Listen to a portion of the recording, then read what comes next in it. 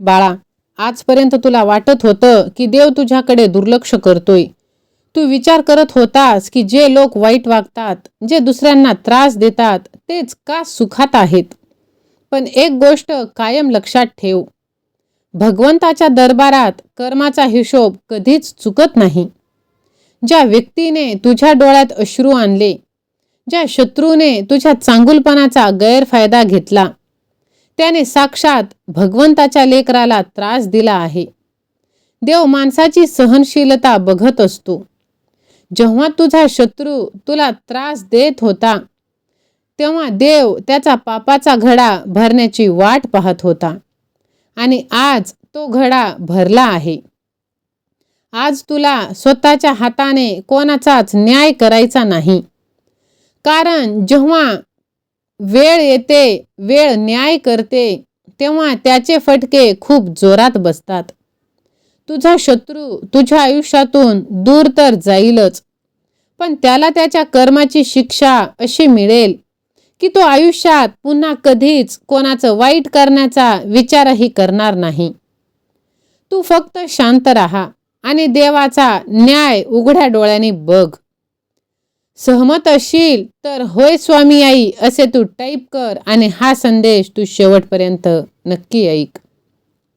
बाळा, सिंहाची शांतता आणि तुझी नवीन सुरुवात आता होणार आहे. तुला माहित आहे का, सिंह 2 पावले मागे घेतो याचा अर्थ तो घाबरला असा मुळीच नाही, तर तो एक मोठी झेप घेण्यासाठी तयार होत असतो.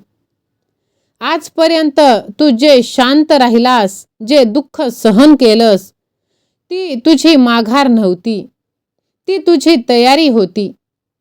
आता तुला झेप घेण्याची वेळ आली आहे. कोणासमोरही स्वतःला सिद्ध करण्याचा प्रयत्न करू नकोस. तुझं यशच इतकं मोठं असू दे की तुझी निंदा करणाऱ्यांचं तोंड आपोआप बंद झालं पाहिजे. यासाठी तुला स्वतःत बदल करावा लागेल. मनातून भीती काढून टाकावी लागेल. शत्रू काय करेल ही भीती, समाज, लोक काय म्हणतील, जर मी अपयशी झालो तर काय होईल, हे सगळे विचार आता कचऱ्याच्या डब्यात डस्टबिनमध्ये टाकून दे. ज्याच्या डोक्यावर साक्षात परमेश्वराचा हात, त्याला कसली भीती. स्वतःची किंमत ओळख. तू कोणी सामान्य माणूस नाहीस. तू अनेक संकटांशी लढून, वादळांना अंगावर झेलून आज इथपर्यंत आलेला आहेस. तू एक योद्धा आहेस. होय माझ्या बाळा, कधी कधी आपल्याला वाटतं की आपण एकटे आहोत, पण एकदा नीट विचार कर. जेव्हा तुझ्यावर अशी संकट आली, जेव्हा तुला वाटलं की आता सगळं संपलं, तेव्हा कोणीतरी एक अनोळखी माणूस येऊन तुला मदत करून गेला की नाही? कुठून तरी एक किरण मिळाला की नाही? तो दुसरा कोणी नसून साक्षात भगवंत होता, जो कोणत्या ना कोणत्या रूपाने तुझ्या पाठीशी उभा होता. भगवंताचा आशीर्वाद कधी कधी दिसत नाही, पण तो नेहमी आपल्याला एका मोठ्या संकटापासून वाचवत असतो. कदाचित तुझ्या आयुष्यातून काही लोक दूर गेले, कारण देव त्यांना तुझ्या लायकीचे समजत नव्हता. कदाचित तुझी काही महत्त्वाची कामे बिघडली, कारण देव तुला त्यापेक्षा खूप मोठं आणि चांगलं देणार होता. म्हणून आता रडणं तू पूर्णपणे बंद कर. तुझ्या कपाळावरचे चिंतेचे पैलू पुसून टाक. कारण आता तुझ्या आयुष्यात आनंदाची, पैशाची आणि मानसिक शांततेची बरसात होणार आहे. उठ, जागा हो आणि तुझ्या ध्येयाकडे झेप घे. आज हा व्हिडिओ बघताना तुझ्या मनात तू एकच ठरव, आजपासून माझं नवीन आयुष्य सुरू होत आहे. तुझा शत्रू पराभूत झाला आहे, हारला आहे. तुझ्या आयुष्यातील संकटे दूर झाली आहेत आणि तुझा यशाचा रस्ता मोकळा झाला आहे. कारण तुझ्या भगवंताने तुझ्या नशिबाचे दरवाजे उघडले आहेत. आता आत प्रवेश करणे आणि विजयाचा झेंडा रोवणे हे तुझं काम आहे. तुझी वेळ फक्त सुरू नाही, तर तुझा काळ सुरू झाला आहे. विश्वास ठेव स्वतःवर आणि त्या विधात्यावर, कारण भगवंताचा आशीर्वाद तुझ्या सोबत आहे. विश्वास असेल तर होय, माझ्या देवावर विश्वास आहे असे टाईप कर आणि हा संदेश तू जास्तीत जास्त जणांना शेअर कर. माझ्या लेकरा, आजपर्यंत तुला वाटत होतं ना की देव आपल्या प्रत्येक कर्माचा हिशोब ठेवतो. पण खरं सांगू का, कर्माचा सिद्धांत हा कुठल्याही वही खात्यापेक्षा खूप वेगळा असतो. जसं पेराल तसंच उगवेल हा निसर्गाचा आणि कर्माचा सर्वात मोठा नियम आहे. आपण देव आणि कर्म या दोन गोष्टींना कसं समजून घेतलं पाहिजे. बऱ्याचदा आपल्याला वाटतं की देव वर बसून एका मोठ्या डायरीत आपल्या चांगल्या वाईट कर्माची नोंद करत आहे आणि वेळ आली की शिक्षा आणि बक्षीस देत आहे.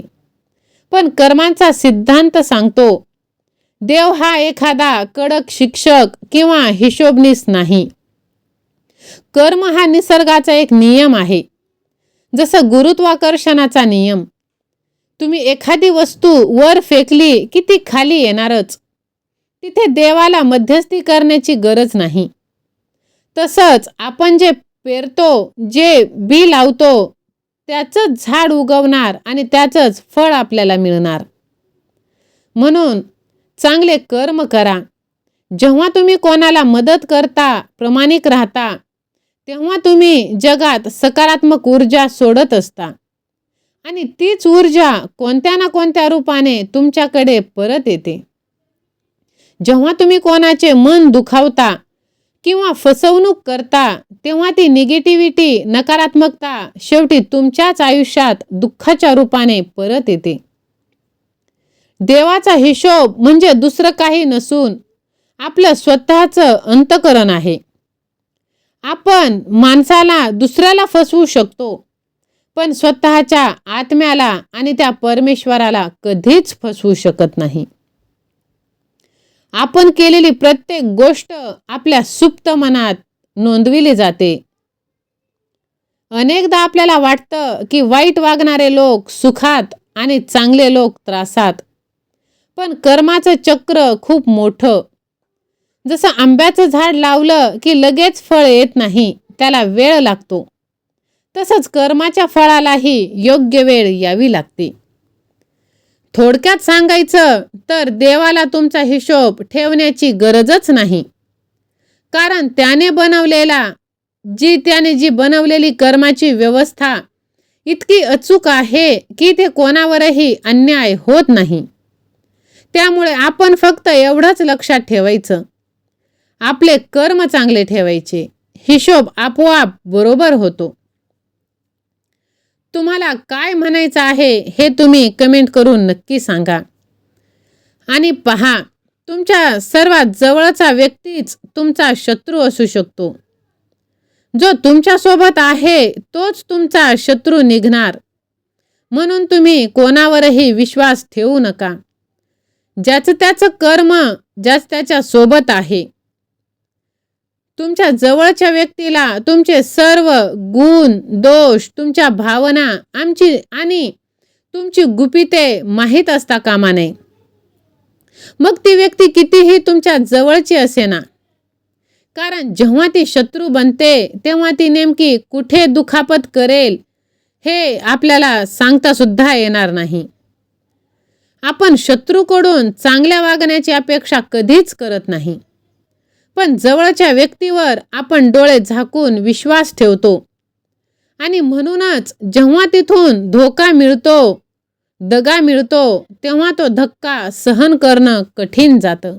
आपल्याकडे एक जुनी म्हण आहे, घर का भेदी लंका ढाए. रावणाला मारणं अशक्य होतं, पण त्याच्या मृत्यूचं रहस्य त्याच्याच भावाला विभीषणाला माहीत होतं. इतिहासापासून ते आजपर्यंत अशा अनेक कथा हेच सांगतात की सर्वात मोठा धोका बऱ्याचदा जवळच्यांकडून होतं. सहमत असाल तर होय मी सहमत आहे असे टाईप करा आणि हा संदेश जास्तीत जास्त जणांना शेअर करा. विश्वासघात हे जगातील सर्वात मोठं कर्ज आहे. जो व्यक्ती कोणाचा विश्वास तोडतो तो स्वतःच्या कर्माच्या खात्यात इतकी मोठी नकारात्मक ऊर्जा जमा करतो ज्याची परतफेड त्याला अत्यंत कठीण परिस्थितीसमोर जाऊन करावी लागते. जर तुम्हाला समजलं आहे की जवळची व्यक्ती तुमचं वाईट चिंतत आहे तर तिच्यापासून हळूहळू भावनिक अंतर तुम्ही निर्माण करा. तुमची गुपिते कमकुवतपणा त्यांच्यासमोर उघड करू नका. बऱ्याचदा आपण विचार करतो की माझं काय चुकलं, मी तर याच्याशी किंवा तिच्याशी चांगलंच वागलं. पण लक्षात ठेवा, समोरच्याच्या दगाबाजीतून त्याचा स्वभाव दिसतो, तुमची लायकी नाही. निसर्गाचा नियम आहे, जवळच्या व्यक्तीने दिलेला त्रास जास्त काळ लपून राहत नाही. कर्माचा फेरा फिरेल तेव्हा त्यांना त्यांच्या चुकीची जाणीव नक्कीच होणार आहे. आणि पहा, हा अनुभव खरोखरच मन सुन्न करणारा असतो. अशा परिस्थितीतून जाताना स्वतःला खंबीर ठेवणं खूप गरजेचं आहे. जर तुम्हालाही असा अनुभव आलेला असेल तर तुम्ही कमेंटमध्ये नक्कीच सांगा. आणि बघा, नक्कीच तुमचं मन हलकं होणार आहे. सहमत असाल तर माझा देव माझे स्वामी असे तू टाईप कर आणि हा व्हिडिओ तू जास्तीत जास्त जणांना शेअर कर. एखाद्याने कितीही खोटं बोललं, कितीही कट कारस्थान केली तरी जेव्हा सत्य शेवटी बाहेर आलं तेव्हा खूप मोठा घात होतो. त्या जवळच्या व्यक्तीने तुमच्या पाठीमागे जे काही केलं ते कोणत्या ना कोणत्या निमित्ताने तुमच्याकडे कोणाच्या ना कोणाच्या तोंडून किंवा परिस्थितीमुळे समोर येणारच. एक सुंदर विचार, तुका म्हणे पाप न लपे लपविता. तुम्ही कितीही प्रयत्न केला तरी पाप लपवता येत नाही.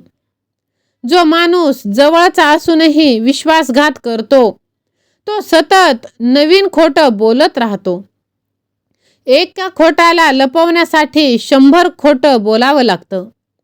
आणि याच चक्रात ती व्यक्ती स्वतःच कुठेतरी अशी चूक करून बसते की तिचं खरं रूप जगासमोर येतं. बाळा, जवळच्या व्यक्तीने दिलेला त्रास अधिक तीव्र असतो. म्हणून निसर्गाकडून मिळणारी त्याची शिक्षाही तितकीच थेट आणि उघड्या डोळ्यांनी दिसणारी असते. जेव्हा ती व्यक्ती तुमच्याशी वाईट वागूनही जगासमोर चांगली असण्याचं नाटक करते तेव्हा कर्माचा सिद्धांत आतून काम करत असतो.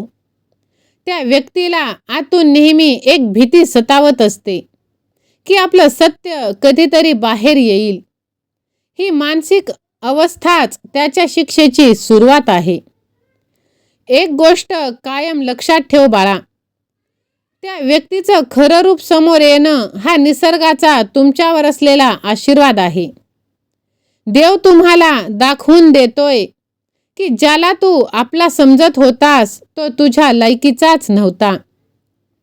त्यामुळे त्यांचा त्रास लपून राहणार नाहीच आणि त्यांचं फळ सुद्धा त्यांना मिळणार आहे. तू फक्त शांत ठेव स्वतःला, कारण काळ प्रत्येक जखम भरून काढते आणि प्रत्येकाला त्याची जागा दाखवून देते. होय माझ्या बाळा, जर विश्वास असेल तर माझा दुश्मनाचा कायमचा बंदोबस्त होणार असे तू टाईप कर आणि हा संदेश तू जास्तीत जास्त जणांना शेअर कर. माझ्या बाळा, बघ, कधीकधी देव हा आपल्याकडे मुद्दाम आपल्याला हिशोब देण्यासाठी विलंब करतो, पण तो दुर्लक्ष कधीच करत नाही. माझ्या लेकरा, तू माणसांना ओळखायला शिक. कोणावरही अधिक विश्वास ठेवू नकोस. ज्यांनी तुला संपवण्याचा प्रयत्न केला त्यांना तुझी प्रगती हेच सर्वात मोठं उत्तर आहे. त्या व्यक्तीचा हिशोब निसर्ग अचूक करणार, कारण निसर्गाच्या दारी उशीर असू शकतो पण अंधार नाही. तू फक्त स्वतःवरचा विश्वास गमावू नकोस. स्वतःला इतकं खंबीर आणि यशस्वी बनव की तुला त्रास देणाऱ्याला स्वतःच्या त्या कर्माची लाज वाटली पाहिजे. होय माझ्या बाळा, तू अशा अनुभवातूनच तावून सुलाखून निघणार आहेस आणि आता तू पूर्वीसारखा राहिला नाहीस. तुझ्यात एक वेगळीच परिपक्वता आलेली आहे. जो माणूस तुझ्याप्रमाणे तुझ्याशी राहत नाही तो कोणाचाच होणार नाही.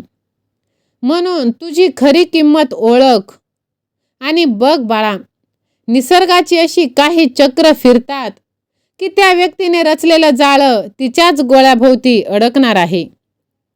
एक म्हण आहे, जो दुसऱ्यासाठी खड्डा खणतो तोच स्वतः त्याच्यात पडतो. म्हणून तू स्वतःवर आणि तुझ्या भगवंतावर विश्वास ठेव बाळा. तुझी सर्व स्वप्ने आता सत्यात उतरले जाणार आहेत, कारण तुझी परीक्षा आता संपत आली आहे आणि तुझा चांगला काळ आता सुरू झाला आहे. नवीन मोठ्या झेपेची तू तयारी कर. तू आता हारलेला नाहीस, तर 2 पावले पुढे झेप घेण्यासाठी सज्ज आहेस. माझ्या बाळा, तुला त्रास देणाऱ्यांना तू दुर्लक्ष करून टाक. ते आता तुझं काहीही करू शकणार नाही. फक्त स्वतःवर आणि स्वतःच्या देवावर विश्वास ठेव.